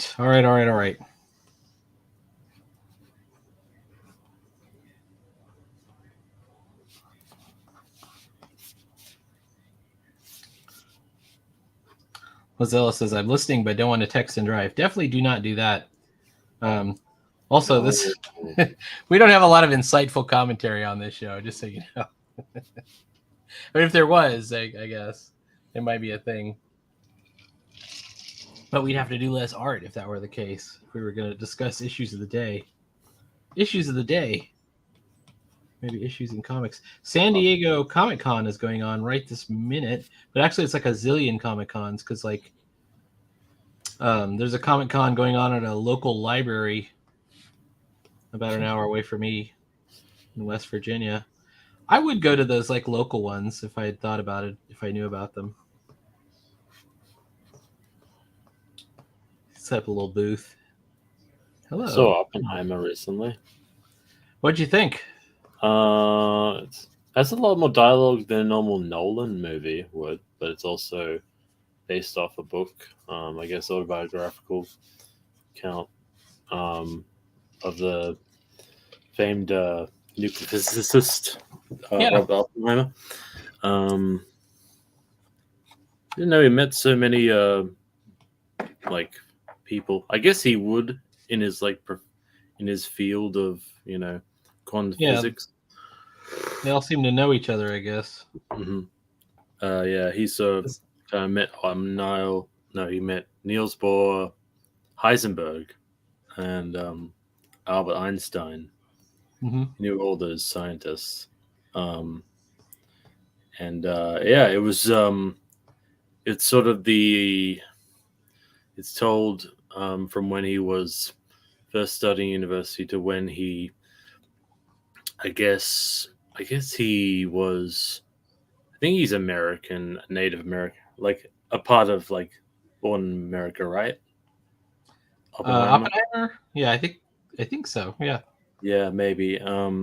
But yeah, the whole, and then later on, he gets into his like hanging out with the sort of Communist Party at the time. He was sort of associated, but he wasn't. He didn't join up or anything. He even Yeah. actually and even in his when he was teaching his pupils, he would encourage them to join. Of course, his other lecturers were very frowned upon that, and that sort of leads trouble later in his life. Believe it Yeah. or not, that's actually a thing that uh, that's brought up more, sort of bites him a bit later on. Comes back to haunt him, but also the bomb. That that whole thing, that whole thing. And the So funny thing is, they built a whole town that was between these railway lines that was meant to be in secret, sort of like in New Mexico, right? It yeah. was Los Alamos, I think. Yeah, built a whole town. That was fascinating. But the So dialogue was very, very tight in a sense. It was all the characters. You really got a sense of Oppenheimer in his role in that society at the time was really important, but also he was sort of despised by a few others for his activities, uh-huh. And I don't know. I can't speak to whether how much of it is true or not. It's a dramatic account, of course. I liked Killian Murphy. I think he was a good pick for the He's role. he's great in everything, yeah. I hmm like him in everything I've ever seen him in. Yeah, he's kind of got that. Yeah, he's a special talent. Mark Wahlberg was good too. He made a good foil to him, I thought, as General Gross. I did not Um, realize that was Mark Wahlberg. I thought that was Matt Damon. Matt Damon. Wait, Mark Wahlberg. Oh, maybe I'm getting mixed up. Matt Is it Damon. Matt Damon? Yeah. Now I want to look it up. Jesus Christ. I don't know why I got those mixed up. Well, they have a similar vibe. Mark I would Wahlberg. say that Matt Mark Damon. Wahlberg, Matt Damon, Matt and Damon. Matt Damon. Matt Damon. He just says that throughout the entire film. Yeah. Matt Damon. So now that you mentioned that they build this town in the desert, Yeah. have you seen Asteroid City? Because it's the exact same plot. I'm wondering if there's a connection. Is that same plot? So the plot of Asteroid City is well, okay, Spoilers. First of all, it's a weird Wes Anderson movie that's a documentary taking place in a televised version of a play of an actual story, and then they keep going and they switch from frame to frame, so you don't know which story you're in from time to time at different points. But the story is, it's a little town in the middle of the desert that they built around where a UFO landed, supposedly, and left behind this thing. And the kids are there for a science contest because they've all made scientific discoveries. Like one kid figured out how to project things onto the moon. One kid built a ray gun. And one kid built a teleportation device, I think. Was it teleportation? Teleportation. And one kid built a jetpack. Oh, and the little girl, it wasn't a teleportation device. The little girl built like this thing that made plants grow, and she could control them. It was like she was almost like a superhero because she had this plant growing thing, like this chamber that she built. So it was all scientific stuff, and they were there to get the Junior Scientist Award from the U.S. military at this fake town built in the desert. And that was the premise. And it's like now it's sounding like Oppenheimer almost, because it was the same thing, a scientific thing in the desert, a lot of government secrecy. Like at one point, the military comes in and locks down the town and arrests everybody. They use like a term called categorization. You know, it's kind of like it's a code word for keep your mouth shut, keep it under wrap. You know, like I guess there's kind of a lot of political intrigue around the whole thing. The actual thing, when the actual like bombing occurs, it's a lot of it's there's some really cool visual effects that are you just kind of Well, I'll just say the film has a lot of visual effects that are not actually, well, kind of, they looked like they're filmed and superimposed, kind of. It's interesting. But they're not CGI. They don't have actual, like a CGI nuke. They don't show that, like, in Indiana Jones, you know, like in Crystal Skull, how like, Indy hides inside the fridge. And that's what it ruined the movie, really, because it's such a stupid plot point. I don't know. I kind of find that funny and pulpy, actually. He's hiding in the fridge. Inside the fridge. The fridge goes flying through the air, and it falls open, and he just walks out, and he's like, "Whoa!" I think people weren't really too familiar with the Soviet, I guess, and I guess the Nazis were a bit more of a, you know, the cliche indie villain, but Crystal Skull, I can't remember much about. Also, I think they tried to do like a Lost Ark thing with the Nazis and like Kate Blanchett meeting the aliens. Like, I think they tried to do something like that. You know what I mean? Like, have you seen that? I haven't seen the new. I mean, I've seen Crystal Skull, but I haven't seen the new one. It's in Crystal Skull where like they bring the Crystal Skull back to the aliens. And I think they try to do a thing where where you know how the Nazis get their face melted off. Yeah, when they open the Ark. And I think that similar thing happens to Kate Blanchett, but But as for Oppenheimer, they did an interesting thing, like, and they did the interesting thing with the visual effects. It kind of serves as a way to explain his fascination with like energy and theories of like gravity, how light swallows gravity. I wonder if that's actually true. Maybe, like, how about, because he's actually like he was studying like suns and like what happens when they like, you know, die out. Yeah, what happened? Yeah, absolutely. And the dialogue was very nice and sharp and gripping throughout. Did you see Inception? That's a really good movie. I've seen Inception. He's also in that. Cillian Murphy. I want to say Cillian Murphy. It's probably Killian. But no, I don't know. Actually, I liked that one. I liked that one actually. I think it's probably the best Ellen Page movie. That, you know, that she's ever been in. I like a lot of it. Oh, well, Juno is really good. I like Juno. No, I had some like, I think the writer in Juno served a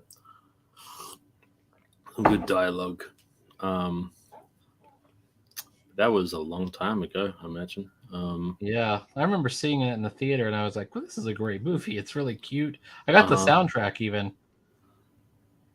Yeah, I love that movie. I did also see Barbie, like, as well, because that's the meme right now. Yeah, you can do both. Oppenheimer. I don't understand what the connection. What's the connection between the two? Is it just I don't know. They just come out on the same day. I think that's the. And well, both Oppenheimer. both Oppenheimer and Barbie had their greatest hits in Japan. So. I heard that one already. Bad material. Bad material. Get some new material, you hack. Yeah, it's funny. But oh god. Well, it was. I'll just say this. I did not. I saw Oppenheimer after that, after Barbie. I did not expect the second film to be the palate cleanser. I'll just say that. Fair enough. So my son, he was like, "You should go see it. It's got Ryan Gosling in it. We love Ryan Gosling and everything. We do." I did like Drive and yeah, and but I'm like, I don't know, I don't want to see it. I said, we'll go see Mission Impossible, and you know, and then we didn't get our act together, so we were gonna go like this afternoon, or around 12. But we set it up so we'll go tomorrow. Mm-hmm. Anyway, I think we've beat this beetle up. What do you do? I mean, this feels like we're close. We're real close.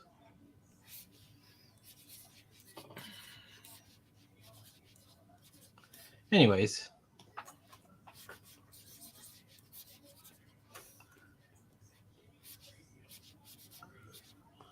Here we go. Barbenheimer. So did you see them both like back to back? You just went into one and then you went right from there to the other one? Or? I did different days. Thursday Barbie, Friday Oppenheimer. Yeah, because it's like a 2-hour movie, right? Or even longer. Oppenheimer was a bit over 2 hours. I think it was 90 minutes. Barbie.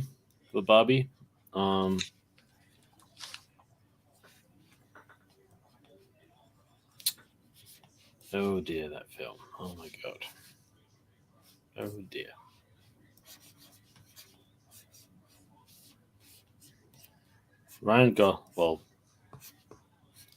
I did like Ryan Gosling as Ken. I'm not happy with my job is beach. So my son sends me my job is beach. God. Yeah, he's literally me. Some people think I'm a lifeguard, but that's when I'm not. My job is beach. Yeah, beach. Which I thought that was funny. That's the one. Oh, that film has such good jokes peppered throughout. It seems a bit high concept to me. Like every character, all the Barbies are named Barbie. Like hi Barbie, hi Barbie. It just seems a bit weird to me. They're kind of like a hive mind in a weird way. But they're all kind of different based off different Barbie products, I imagine. Actually, did you know the pooping dog like Barbie would get that they sold? No, I didn't know they that sold one. Like a little. Oh, it's one of those toys that you can make it like poop and pee, like one of the dolls. But it's like a little dog. It rolls around and it poops. And I was like, hey, I recognize that actually. So somebody tried to give this to me once back in the day. I want to show you a picture of it because it's really funny to me. Do you know the movie The Birds? The Birds. So The Birds was an Alfred Hitchcock movie where these birds like. Oh, yeah. The birds attack and everybody's trapped and the birds are just attacking people left and right. So it's up there with Psycho, I think. Yeah. Yes. His most famous. So I can't remember what year it was, but they came out with the Tippi Hedren Barbie. If you look at the screen, and it's real. Like they actually came out with this, and somebody got one in 2008. It was at work and was trying to give it to me, because I was always making jokes about the birds. They came up with a Psycho Barbie. Is there a Psycho? Unfortunately, it was short-lived. Let me find the Psycho Barbie. Now it's worth like $300. Yeah, it was. Oh, Psycho Barbie. Yeah. Was it real? There's no joke. One, so you just missed my joke twice. Did I really? Sorry. Yes. Mm-hmm. I was thinking maybe they were like, because It's not that it's good. the same era of movies. Psycho is the other movie, but yeah. All right, let me stop the screen. Never mind. I missed the joke twice. Yeah. But I mean, the birds was funny, anyways. It might be cool if there was I don't know. Let me think. I know there was a Wonder Woman Barbie too. I have there's a full size. I only collect the small action figures, 3.75 inches. I have like a real specific, like scale. I know you got it, Liz. So does Liz have this? Does she have that Barbie? Like, I never collected Barbies. But we have a Spock because my girlfriend was really into Spock from the original Star Trek. Oh, cool! And I think he's standing over there. Hang on, let me get him. It's just he's covered with dust probably. Hang on. I got Action Man, action figure, pretty boss.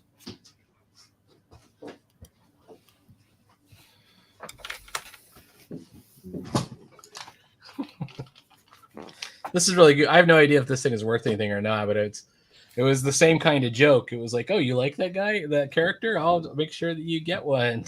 And so there it is. And Barbie's it's still in the box. Birds. Yeah. Oh, it is a Barbie. It's a Spock Barbie. A Spock Barbie from Mattel? Yeah. Yeah. So it says the BarbieCollection.com, and it's there's boots. And it's at first some shiny boots. Yeah. I always like the all the characters in Star Trek, like the original series, always had these like epic sideburns. Mm-hmm. One more, yeah. Yeah, that's how you got your name, right? Hold on. Nah, it's a little complicated. But yeah.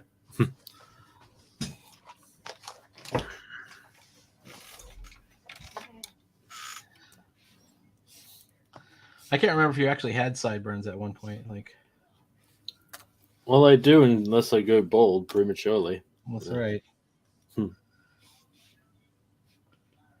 Here's hoping. No, I'm old enough to go bald. Just kidding. There was a dude that went bald like in my high school. Like he was like 11th grade. He was already pretty much all his hair was gone, and then it just slowly, by the time I saw him, like years after college, he was completely bald, of course. Oh. So it's pretty common out here. Mm-hmm. Let's see. Oh my god, I'm gonna be on this page forever. Jesus. All right. I actually got quite a lot done, at least just in the rough stage. I didn't get any inking done. But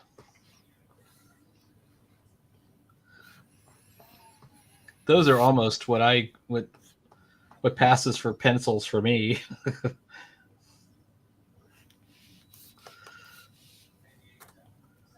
Oh, no. There we go. How about something like that?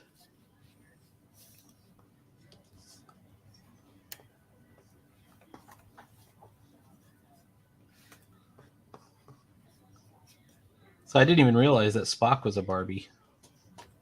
Let me see if I can look it up. I want a Barbie Cook. Now I'm wondering if there is. Or Barbie McCoy.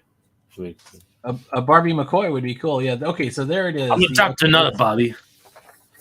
Oh, check it out. Okay, so it actually is worth something now, kind of. At least it's on. At least the price on Amazon for a used one. How much is it on eBay? That's where you got to really check. In stock. Let's see. The Barbie Star Trek Mr. Spock. It's not worth that much. It's worth $60. Okay, that's not that much. And there's the Captain Kirk. Oh, you know what? That's not the same one. This is from the remake movie. I'm looking for the original. The original.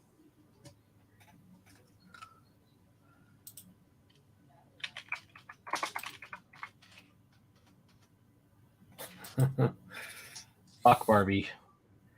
Okay, you can get all three for $270, which is Spock, Kirk, and Uhura. And it's $19.96. But actually, the gift set you can get for $25. So I don't think it's worth anything really. Oh, there's just the Spock is $98. Wow. And then there's one for $75, but he's got $100 buy it now. So maybe it is kind of worth something. I have no idea. Mint in box. Oh boy.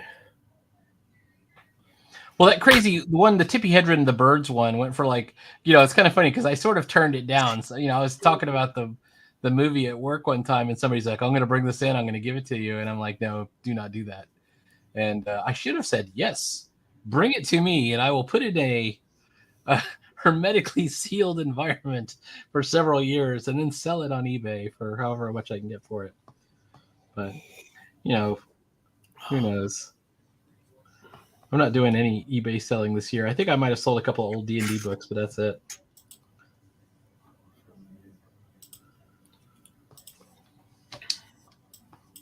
Yes, I think you are done.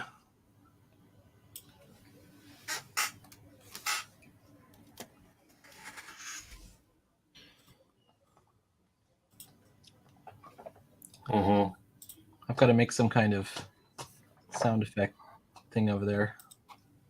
Lizella says, talking about Barbies and the birds while making comics. You guys are great. Well, thank you for thinking that.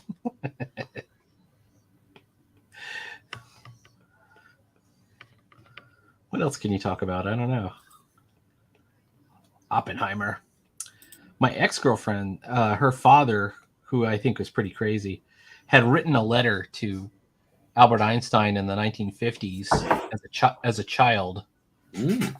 And Albert Einstein used to either he did or his secretary did, wrote a letter back, like a typed letter that it was signed at the bottom, and they had it framed in the hallway. Nice. And it was something like, "What do you think of something?" And Albert Einstein's answer was like 2 sentences. It was like, "I'm just not that interested in it, but thank you for writing me. Best regards, Albert Einstein," or something like that. And I'm like, that's the most non-letter ever. But I guess it is cool that you have a signature of Albert Einstein hanging in your front room and stuff. Ralph Moss. That was the guy's name. Oh, crud. I think I've got the legs on this beetle just slightly wrong.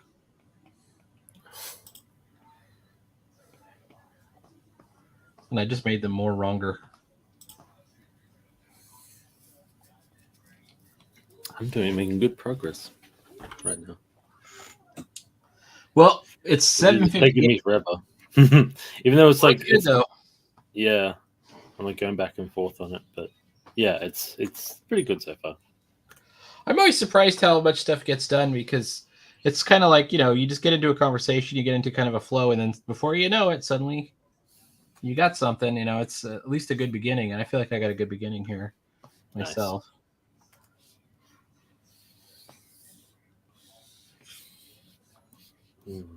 This ever comes together. So Lizella has probably left the chat at this point. Maybe she hasn't. I have no idea. But she had mentioned that she's going to try and like a lot of stuff that her art is done on channel, and she's really good at charcoals. I was hoping to get her on to do some charcoals, or soft pastels, maybe even. But